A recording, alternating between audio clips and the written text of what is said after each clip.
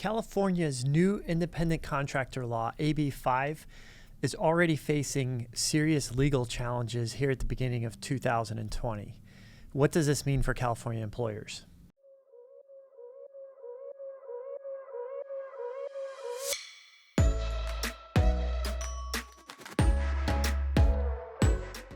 Just as a quick reminder, what is AB5 and what's it mean for California employers?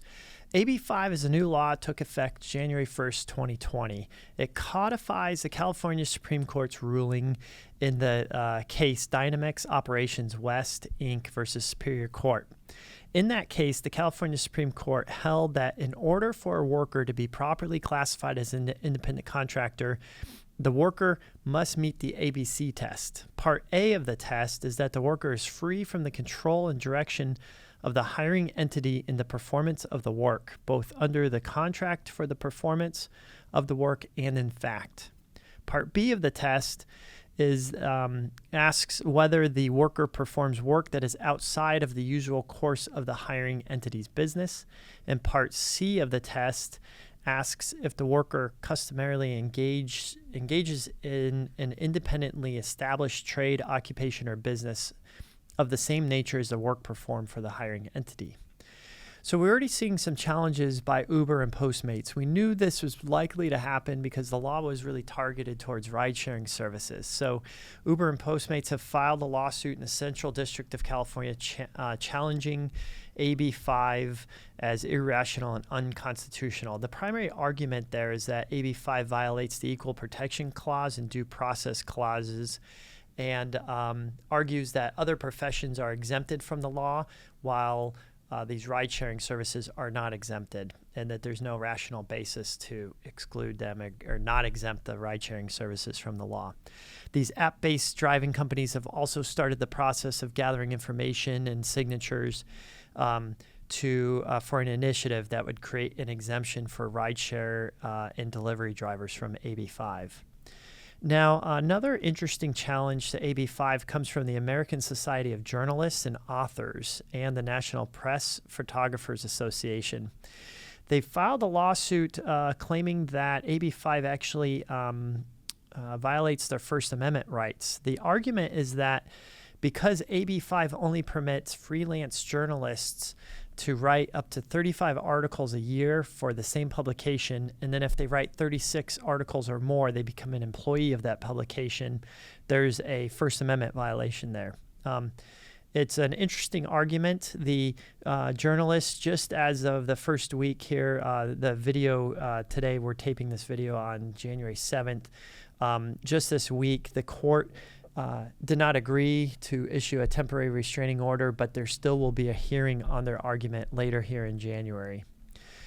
We've also seen a successful challenge at this point on a temporary restraining order basis from the California Trucking Association to AB5. On December 24th of 2019, the California Trucking Association filed a motion for temporary restraining order prohibiting the enforcement of AB5 against any motor carrier operating in California. This request for a temporary restraining order was granted on December 31st, 2019 by a judge in the U.S. Southern District of California. The matter is set for a formal hearing to make this temporary restraining order, maybe potentially permanent restraining order. The hearing is set for January 13th. 2020. So the judge there in that case said that AB5's prong B, the second prong, is likely preempted by the Federal Aviation Administration Authorization Act because AB5 effectively mandates that motor carriers treat owner-operators as employees rather than independent contractors.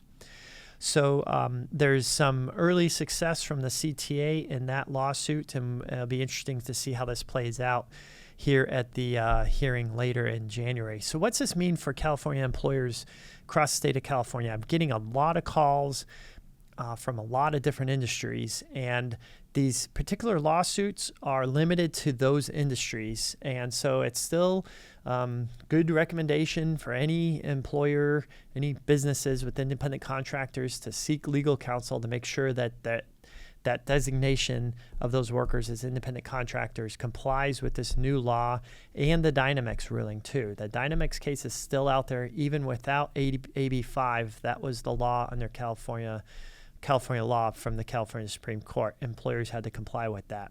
So it's important to take a look at it. And then if you are in any of these particular industries that are facing challenges or mounting challenges to AB5, it's too early to tell how that's going to turn out right now. Monitor those cases closely. Check back here. We'll write on the blog and have videos likely updating the status of those lawsuits here in the first part of 2020. And so if you have any questions, feel free to reach out to us or pose any questions down in the comments below. And hope you're off to a good 2020 so far. Thanks.